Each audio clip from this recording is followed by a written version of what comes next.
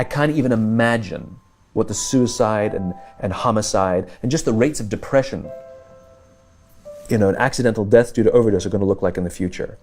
It's going to reach epidemic proportions. It's already, the statistics are already alarming, and yet nobody's sounding any alarm bells. Parents have to intervene. We have to stop giving our kids free access to social media and phones at young ages. They are not ready for it. Their minds cannot cope with the dopamine. They can only have it up to a certain hour, and you take it away. They're children. You can take the phone away. We've got to intervene as parents. But as companies, we now have to deal with the influx of kids that are coming into our companies with addiction. Watch, I see it all the time. Walk through any office. You'll see the older employees have their phones on the sides of their computers as they're working. You'll see the youngest employees have their phones face up in front of their keyboards between their arms as they're working. And this is how they work.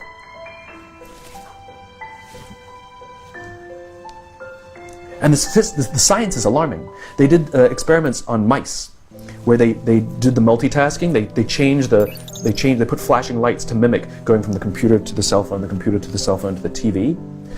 The mice that were exposed to the changing lights, it took them 3 times longer to solve a maze than the mice that weren't, and the damage was permanent. There is a subconscious reaction to these devices when we use them, okay?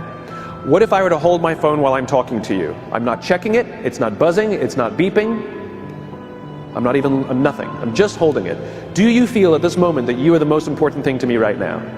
No, you do not. Because there is a subconscious reaction we have to the device. When it is out, it makes the people around us feel that they are less important.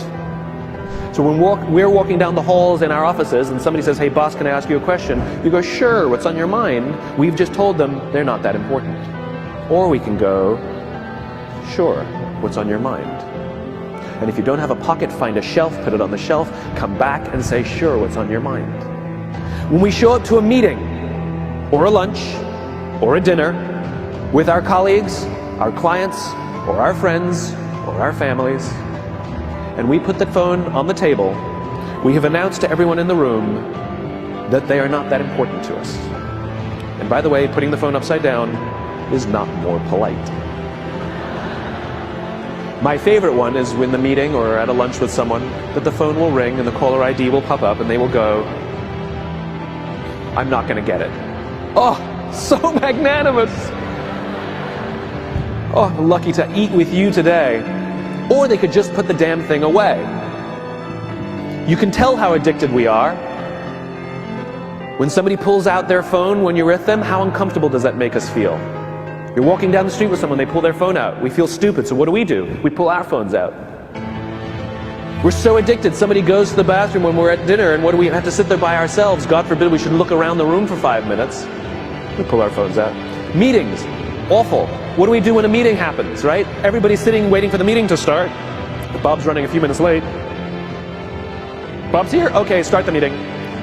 Do you know when relationships are built? All that in between time.